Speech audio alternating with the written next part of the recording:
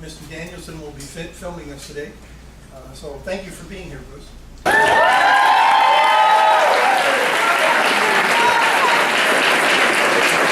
Hello, everyone. As you heard, my name is Joe Lust. I'm a freshman here at Augustana. I'm involved in the College Democrats, and I'm a fellow with Hilary for America.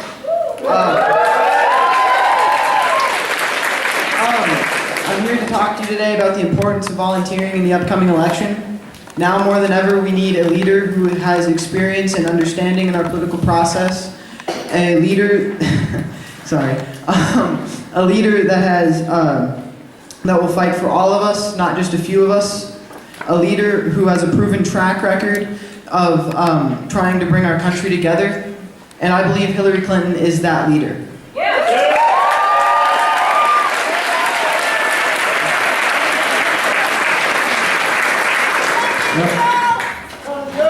Thank you.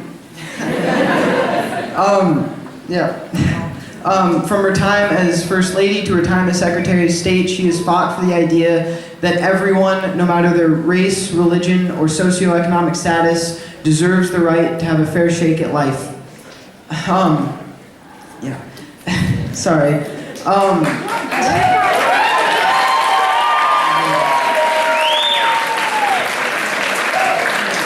That is why it is absolutely necessary that you come down to the Hilary for America office to volunteer, because I can't stress this enough, the people in this room could make the difference in this election.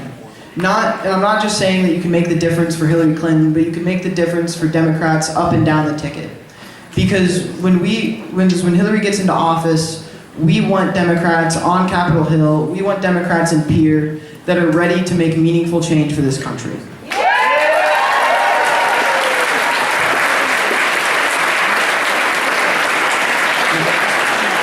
And with that all being said, it is my great pleasure and my great honor to be introducing one of the Democrats we will be trying to elect this November, the Democratic nominee for U.S. House, Paula Hawks.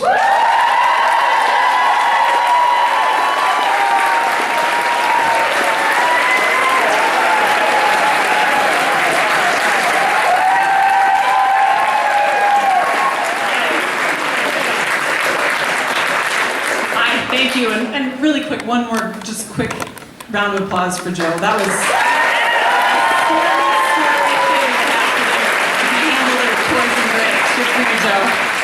Thank you so much. Thank you so much for being here. What a great crowd. What an incredible show of support for Hilary and Chelsea, of course. And in just a few minutes, Chelsea's going to come out here and she's going to tell you some really great things about her mom. And how Hilary is going to be just a champion for all of us here in South Dakota and across the country.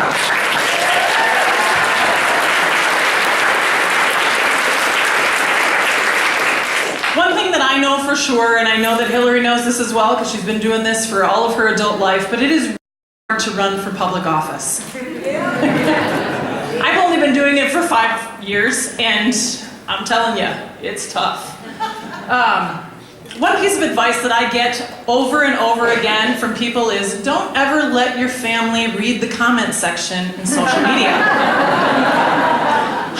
I want to know how you do that when your mom is running against the comment section in social media. Because that's what it is. We're running against the trolls and the bloggers and all of the people who are too afraid to stand up and say what they're thinking, but have no problem doing it through their keyboard.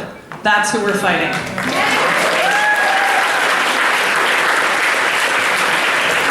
As I look out here at this group of people, I see a lot of college students in the room. Give us a wave. Excellent, excellent. You guys are the wave of the future.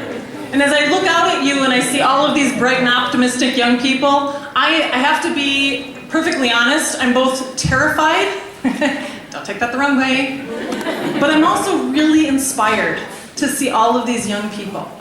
That's incredible. And it shows such an incredible strength of young people who are willing to get out and be active. And that's what we have to have. We have to have those young people. And it's not just because...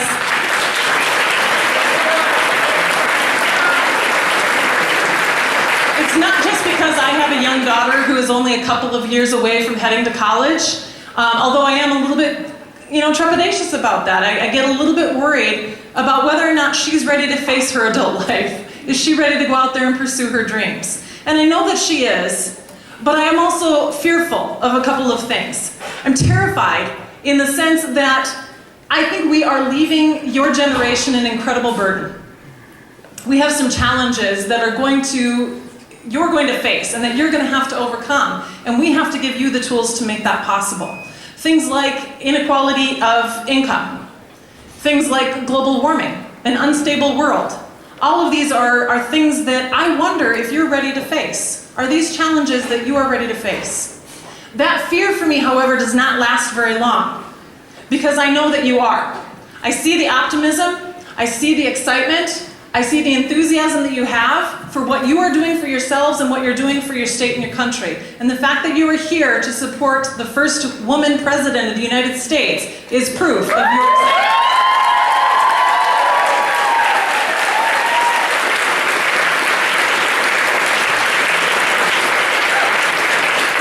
My message for you today is that you need to embrace those challenges. Stand up, take them head on. Don't be afraid to put yourself out there and know that you are ready. You're ready for the challenges and you're ready to be the solutions to some of those problems. And I know that. I see a couple of former students here. And I know that they are ready because I put them there. Yeah, that's right, Maddie. Don't forget it either. People ask me all the time, can Hillary win in South Dakota? That question really frustrates me because I hear it all the time in my own campaign. Can any Democrat win here in South Dakota? Yeah. Yeah. You're damn right we can. The formula for success is not a complicated thing. We need energy, we need a game plan, and we need leadership. People who are willing to step up, face that challenge, and take it on, head first. And I see a lot of people in this room who are ready, willing, and able to do just that. You might not be totally ready for the responsibility, but I guarantee you that the responsibility is ready for you. So you need to get involved. And that's not just the college students I'm talking to. I see a lot of parents, possibly some grandparents in the room. Yeah! Grandma Sherry's in the room. And that woman is ready. She is ready to step up and do whatever she can to make great things happen, not just for South Dakota, not just for Sioux Falls, but for the entire country. And that's why she's here to support Hillary. Yeah, you can say it. It's okay. We're all here for Hillary, right? You need to get out and show yourselves in your communities. You need to get out and show your support for folks in any way that you can, whether that's knocking on doors, writing letters, or marching in parades. Come and walk with me on October 15th. In fact, I challenge every college student in this room right now to bring a friend and show up and walk in that parade with me with your little Hawks for House sticker. I'll even give you a little sign to hold. We will have a great time. Come. Yeah. That's what it's going to take, however, is every one of us coming together, talking to the people that we know, being willing to have those conversations, being willing to step out of your comfort zone and have those conversations that aren't always very comfortable and don't necessarily belong at the kitchen table, but you have to have them. I brought my 5-year-old daughter here. She's out here in the crowd, Miss Amelia. You can wave and say hi.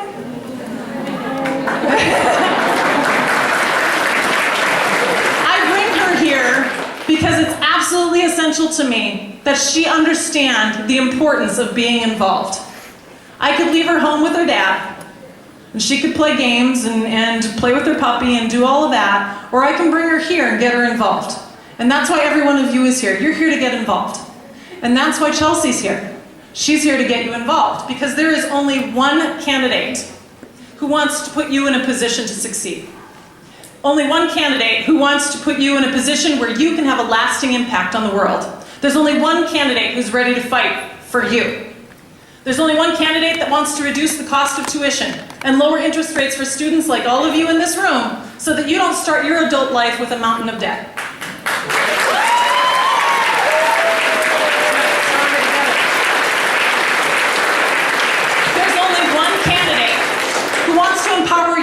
with the access to quality childcare so you can pursue the profession you're learning to master here at Augustana or wherever you're going to college, because I think there's some sneakers in hers here,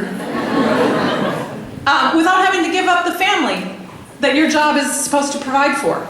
That's the American dream, right? That's right. Go to college, get a great job, have a family, own a house, buy a car. That's the American dream. There's only one candidate who's going to fight for the middle class to be able to keep doing that. And it's not Donald Trump. There's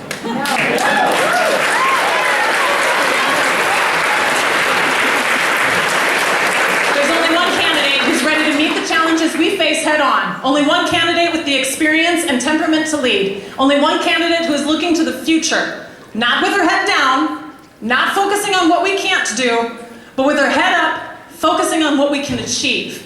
And that candidate is Hilary Clinton.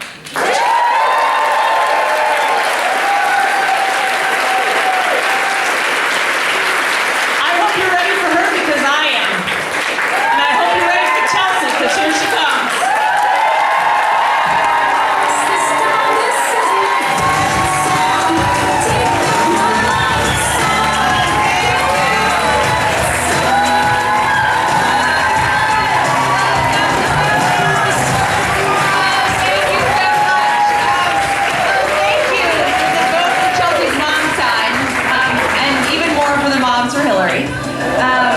Paula, thank you for that tremendous introduction, and thank you for stepping forward and running for office. Because although you said we're here for my mom, we're also here for you because we have to support Democrats up and down the ticket. Oh, please, yes, applause for Paula. And I want to thank Joe, who is a freshman here, but came out and gave his pitch about why he's supporting my mom and hoping that, there he is in the back. Yes, there he is waving. Please give Joe another round of applause. And I just am so grateful for all that he's doing here on campus and all that I know so many of you are doing on behalf of the campaign here in South Dakota and to support our efforts across this country. I think this is the most important presidential election of my lifetime. And I feel that way for two reasons. The first is because it's the first presidential election that I am voting in as a mom. And I didn't know I could care any more about politics or who was running for political office until I became a parent and found I could. That surprised me.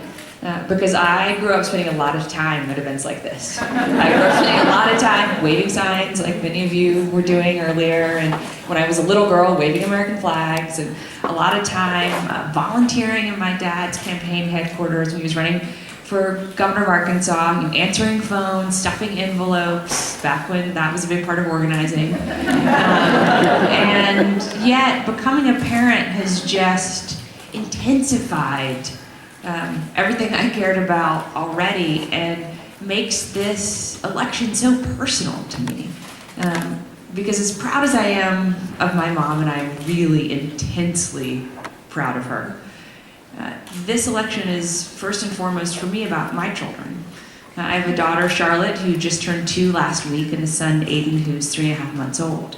And I know whomever we elect will play a profound role in shaping the country, the world, and really the future that they and Paula's children, all of our children and grandchildren grow up in. And yet, I think even if I weren't a parent, I would think this is the most important presidential election of my lifetime. Yeah, probably. Some of you are nodding your head. Yeah. My efforts at understatement. Because I worry everything I care most about is at risk. I worry that the progress that we've made over the last 7.5 years under President Obama's leadership, progress I think he gets far too little credit for having made, is at risk. And I worry that the opportunities for further progress, some of which Paula mentioned, are at risk. And I worry that our core values as a country are at risk. So I just want to talk about a few reasons why I am such a strong supporter of my mom's, and then open it up to your questions or comments or suggestions for the campaign in our next, 34 days between now and Election Day. Someone said to me, "Oh my gosh, it's so soon," and I was like, "Oh my gosh, we still have 5 weeks left to go, and every day matters, and we will take every bit of time that you can give us." So just a few reasons why I'm supporting my mom. Paula talked about raising the minimum wage. Donald Trump has said that wages in our country are too high. That's a big difference between what he's saying and my mom's campaign, where she says we both have to raise wages and we finally have to get to equal pay for equal work. And for my mom, this is about finally achieving equal pay for equal work for women. It's also about finally achieving equal pay for equal work for Americans with disabilities. Because the only legalized discrimination that still exists in our country is that it is legal for employers to pay Americans with disabilities less than 1/3 of the federal minimum wage. That is unconscionable in 2016. So yes, we have to raise wages, but if we raise wages and we leave out women, and we leave out Americans with disabilities, we will not have lived up to our values. Paula also talked about climate change. Donald Trump says that climate change is a hoax, so then not surprisingly, he doesn't have a plan. My mom, as she has said repeatedly and said in the debate last week, she knows that some country is going to be the clean energy superpower of the 21st century. Some country is going to see climate change as both an urgent threat and an urgent opportunity. And that should be us. And that should be happening in places like South Dakota. Because we also have an obligation to the communities that have helped literally power our country in the energy of the 20th century to help us produce and harness the energy of the 21st century. And Paula also talked about, understandably, because we're standing in a university, and I want to thank Augustana for hosting all of us, and for, oh yeah, someone went, woohoo, yeah, you can absolutely cheer for your university. For hosting all of us today. I hope this should be call and response, so please feel free to cheer, hoot and holler, wave signs, yeah, there you go. Point, thumbs up, interactive. But truly, this is one of the biggest issues facing our country, because we now have more than 40 million Americans with more than $1 trillion of student debt outstanding. And Paula talked about college, it's also about graduate school. Because for so many of us, the limits of our ambition don't stop when we graduate from college. This is also deeply personal to my mom, because she was able to go to law school only through a work-study program and because she got a lot of loans. And I remember the day that she paid off her law school loans when I was a little girl, and how proud she was. And the only way that she had been able to take the job that she wanted when she got out of law school to go work for the Children's Defense Fund was because her school, Yale, where she graduated from, that held her debt, said to her, as long as you're doing something in the public interest, you have a grace period of paying back your debt. But once you start to actually earn an income, you'll have to pay back a percentage of your income in loan repayment. And that enabled my mom to go do the work that she wanted to do on behalf of children with disabilities and on behalf of the Children's Defense Fund's efforts to break apart the so-called segregation academies in the South that were illegally funneling public money into private all-white schools. She could have never done that work if she had to worry about taking a job to earn enough money just to pay back her debt. So she thinks that for people who have debt today, as you heard Paula say, everyone who has federal debt, that should be reset at the lowest prevailing interest rate. Because the federal government should not be in the business of making a profit off of students.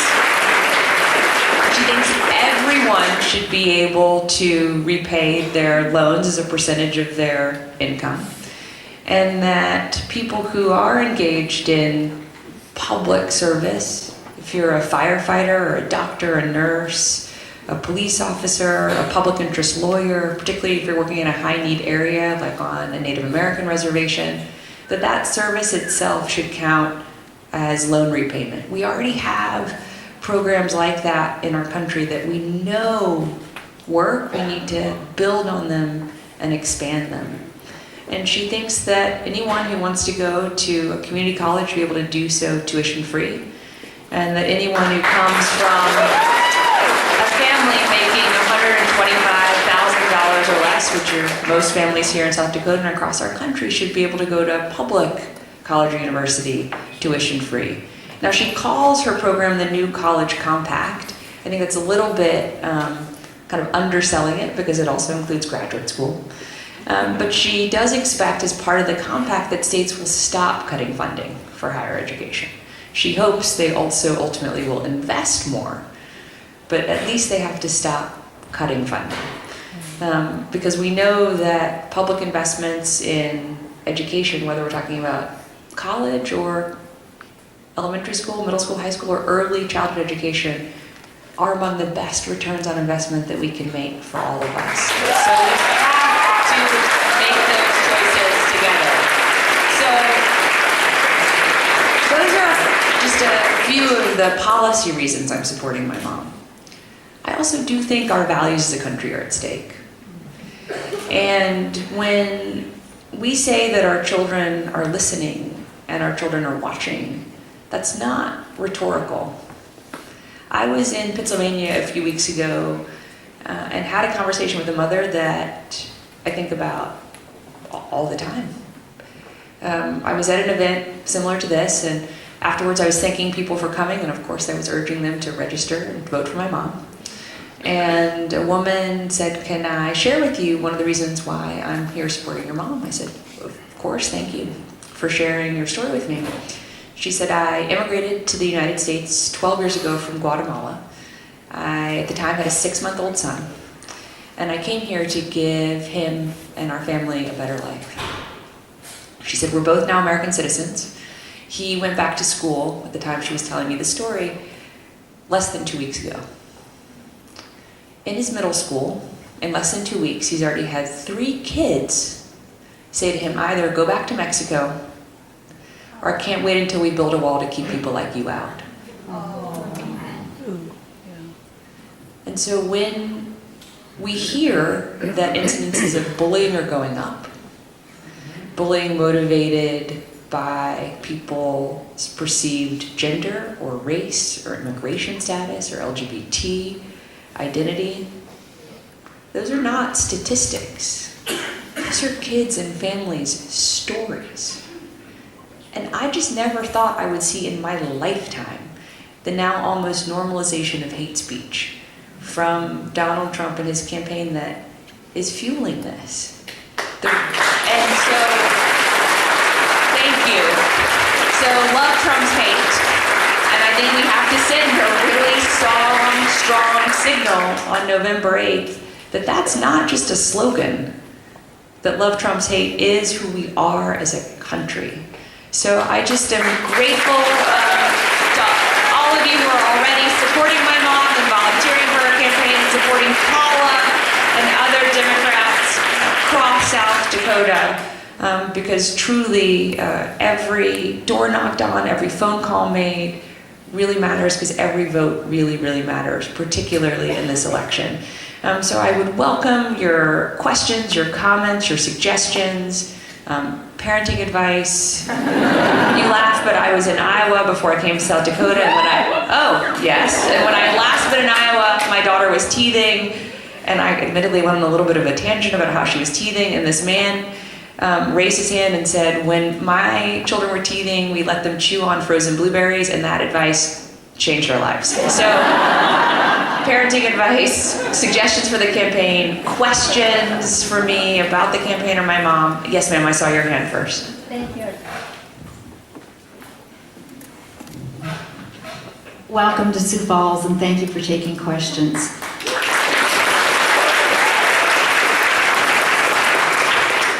that trafficking in human beings is the second largest and fastest growing criminal enterprise in the world.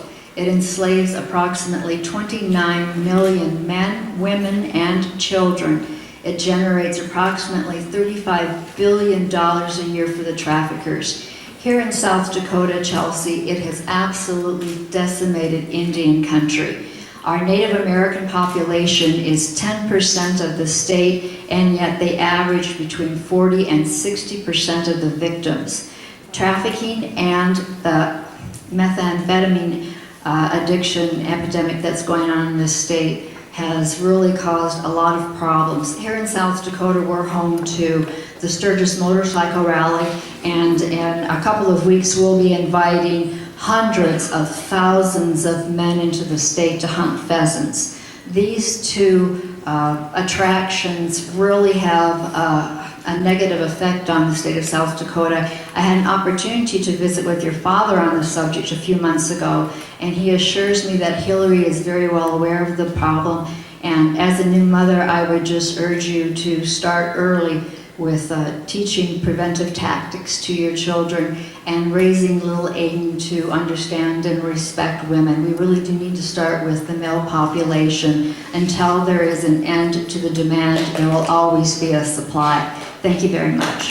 Thank you. Thank you for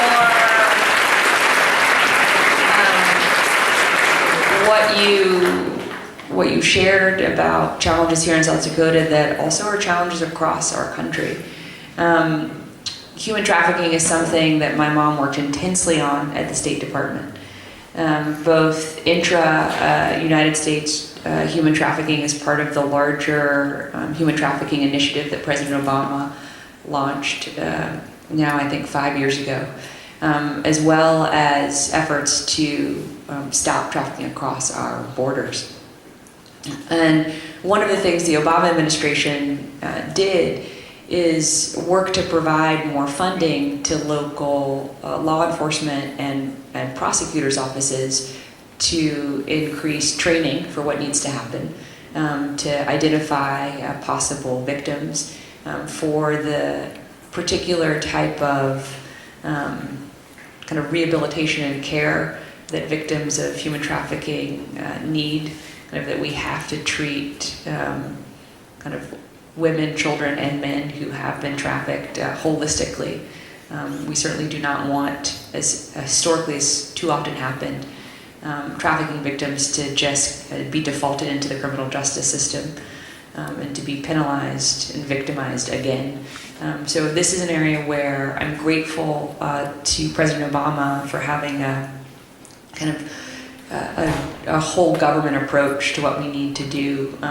And I think we've made progress, but we do have so much more work ahead. And we have to be candid about the challenges that particularly vulnerable populations face in our country so that we can help protect vulnerable populations. And to your question about addiction, a couple of weeks ago it was Heroin and Opioid Overdose Awareness Week. And arguably, every week should be Awareness Week in our country.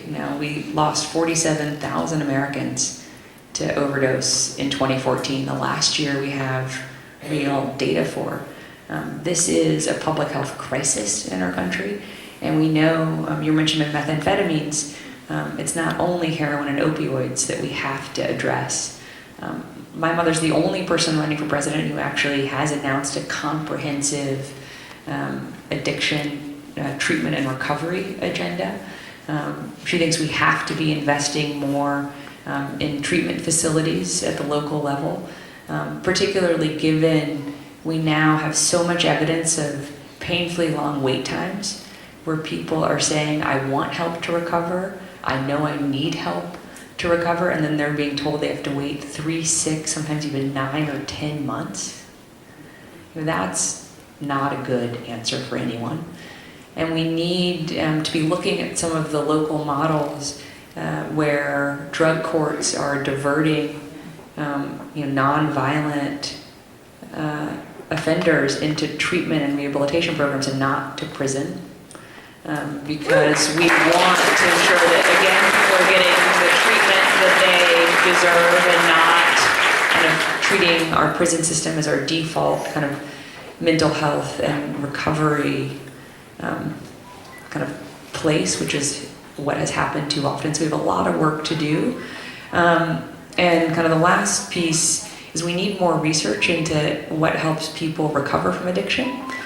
Because in some instances it seems that people recover best through individual therapy, and sometimes it's family therapy, and sometimes it's group therapy. We just need to know kind of what is most likely to work for most people. So if we are able to really expand treatment services, we know what is at least what we should try first to support people who want to reclaim their lives, because everyone deserves that chance. So thank you for all of your questions, and thank you for highlighting all these issues. Thank you very much. Oh, yes.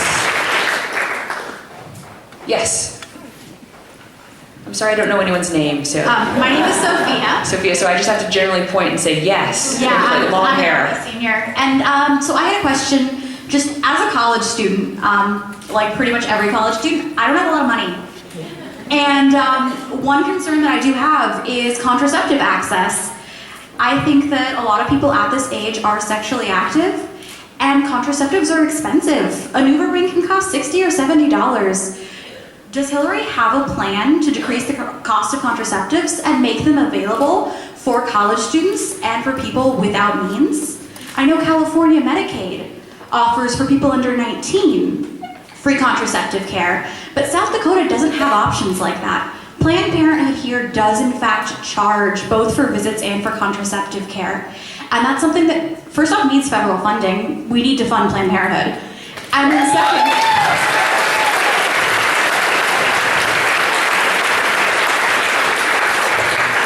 we've seen that increased contraceptive access does things like lower teen pregnancy. It lowers abortions, which are a concern for everyone, and I'm pro-choice like everybody else should be, but yeah, I have an opinion, I'm sorry, but I think Don't apologize for your opinion. It's something that women, particularly young women and girls, do too often.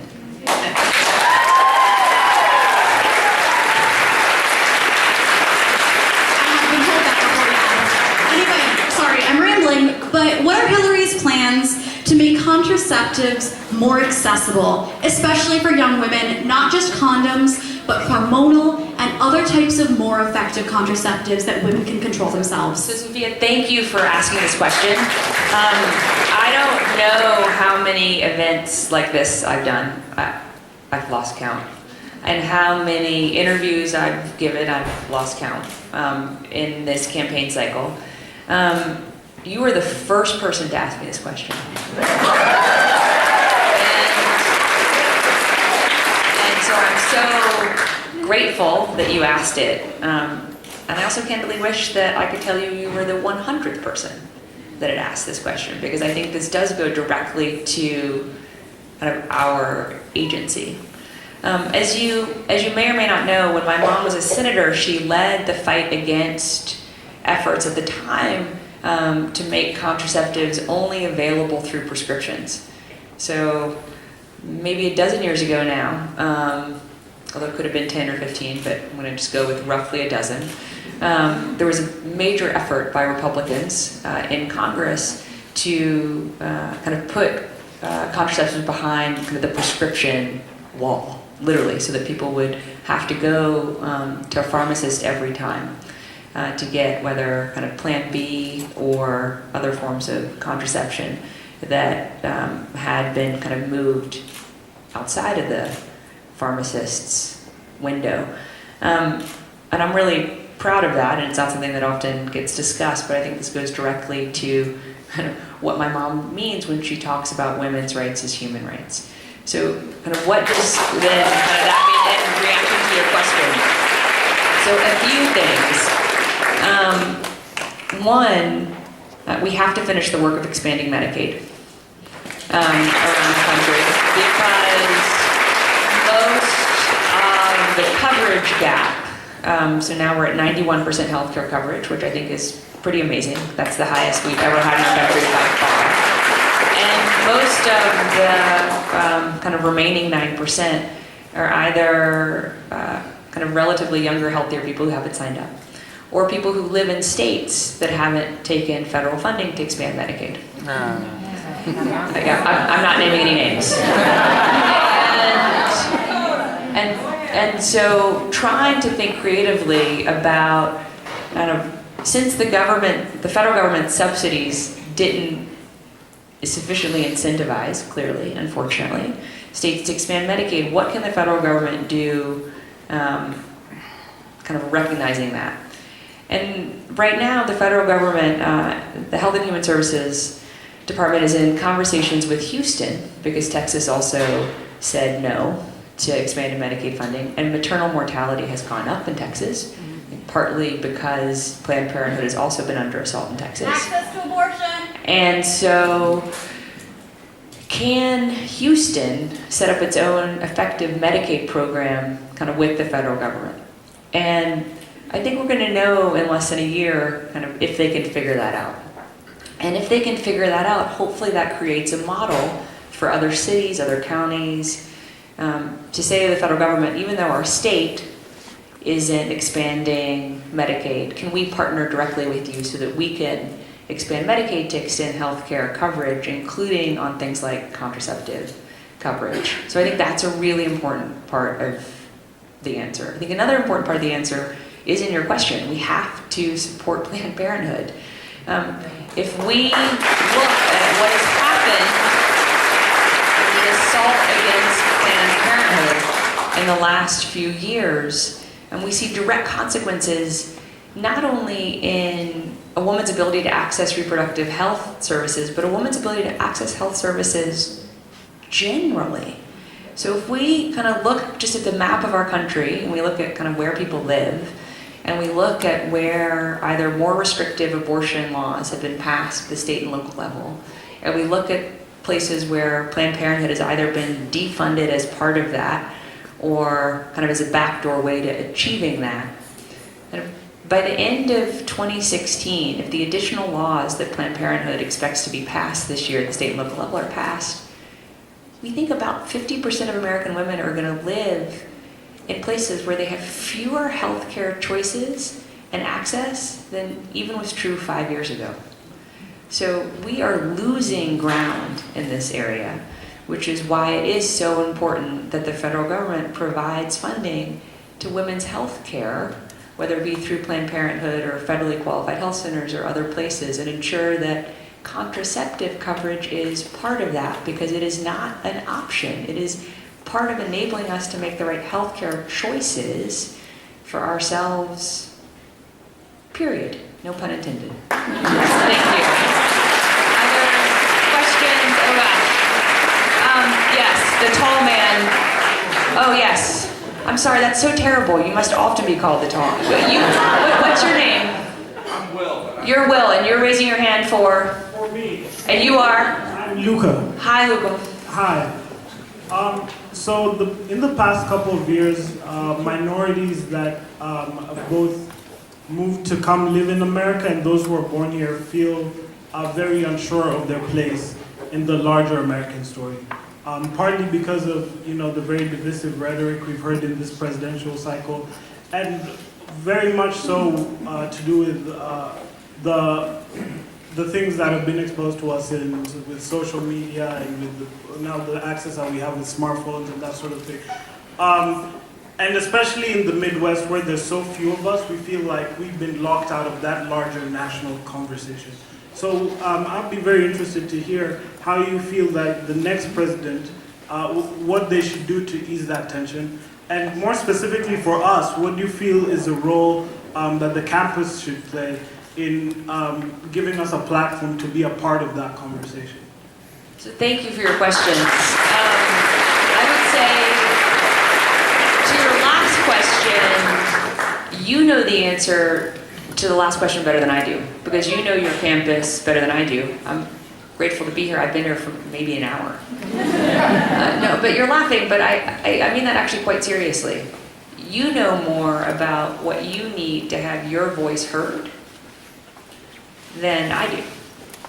So I hope that you will think about kind of what you need and then share that with me so that that can help inform what my mom thinks about in terms of what role she wants campuses to play.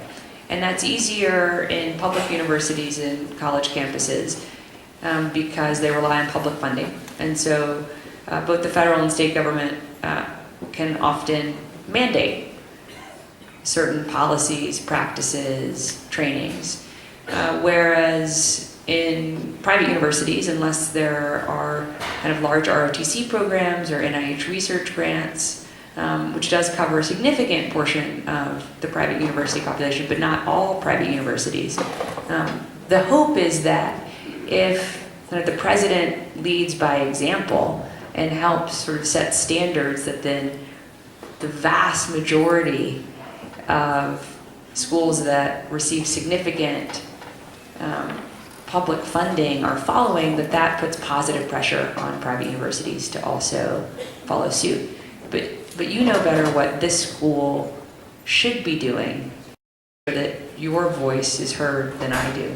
To your first question, I don't know if you watched the vice presidential debate last night, but Governor Pence said there was no such thing as implicit bias. And I mean, I'm paraphrasing, but that is what he said. And yet we know, because all the evidence and data tell us that implicit bias is very real. And so my mom thinks we need to do a few things about criminal justice reform, but also kind of more broadly that kind of recognize and work to ameliorate the legacy of segregation in our country. So on criminal justice reform, the first policy speech that she gave in this campaign was on criminal justice reform.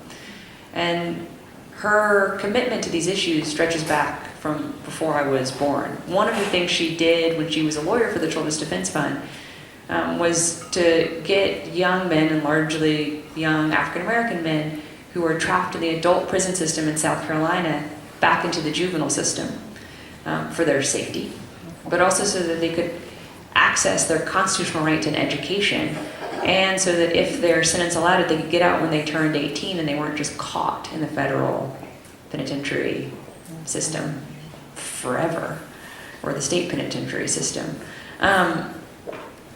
And so she thinks, one, the federal government needs to be providing funding for implicit bias training to police departments across the country. And separately, but equally importantly, providing funding for de-escalation training.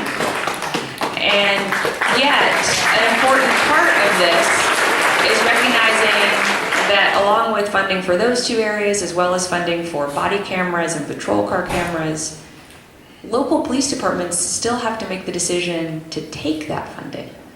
Because the president cannot mandate to state and local governments that they have to do A, B, and C with their sheriff departments or their local police departments. But the federal government can provide vision and funding so that it's very clear then kind of who's taking the funding to make investments that are clearly desperately needed to ensure that our police officers are protecting their communities, but also protecting themselves, and where that's not happening.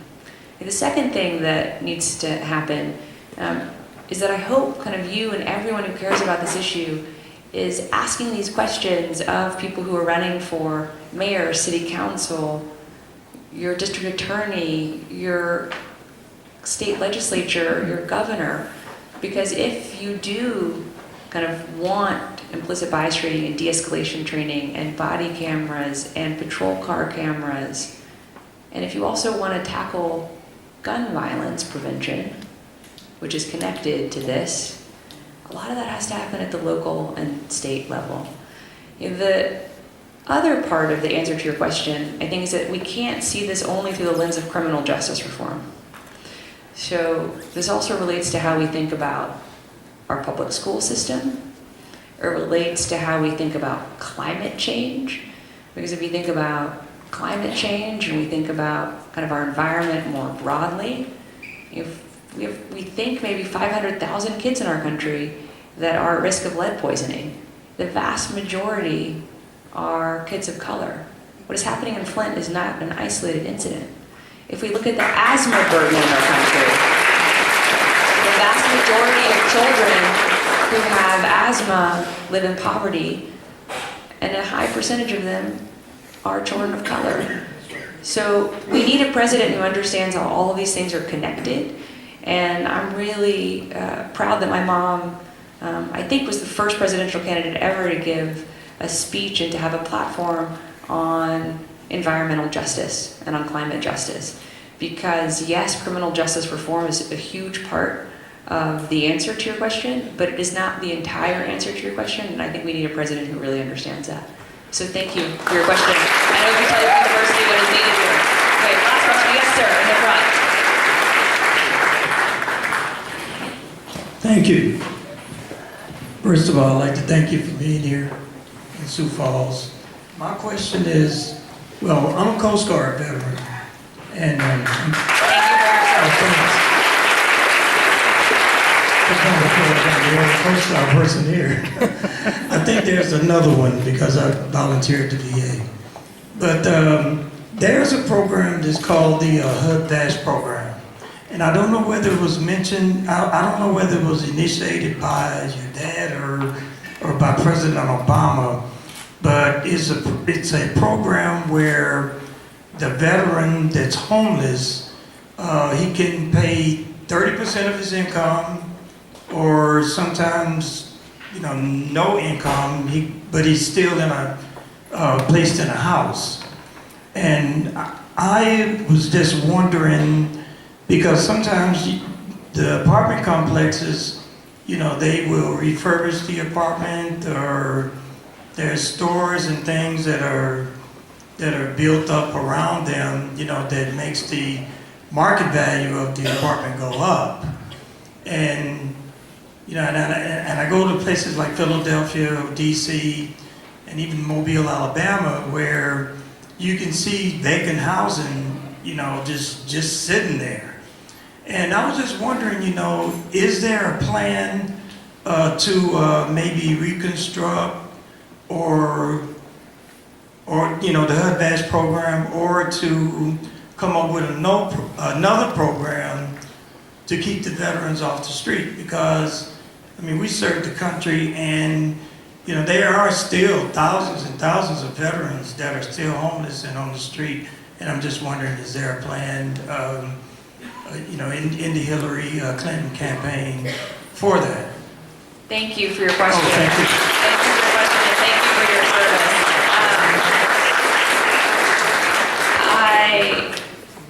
I know that this is an area where President Obama and his administration, through HUD and in partnership with Veterans Affairs, have spent intense energy. And in some parts of the country, we have cut veterans' homelessness by more than half. But that's still very far from where we need to be. And so my mom has said a few things. One, we clearly need to have national effort to support more affordable housing across the country, which relates to your question.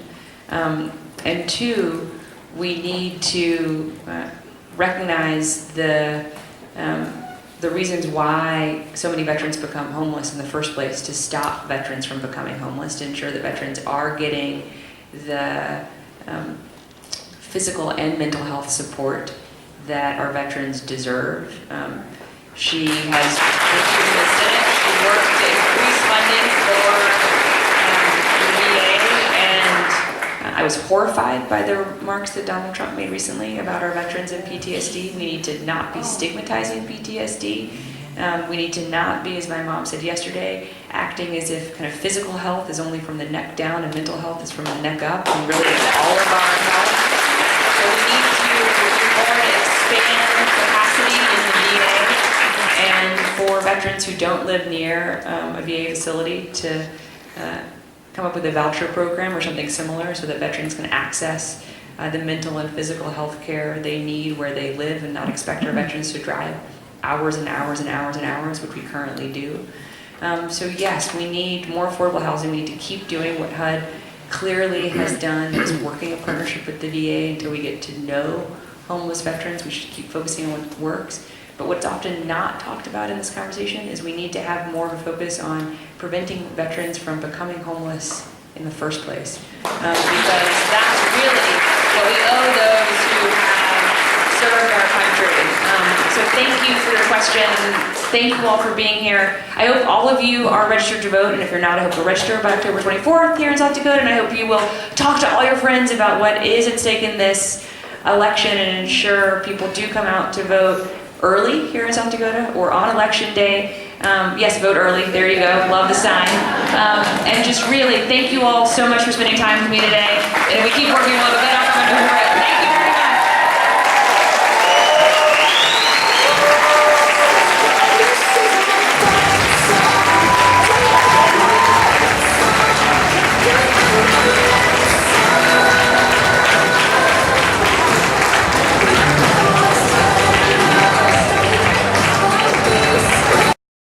Y'all come back now. Here.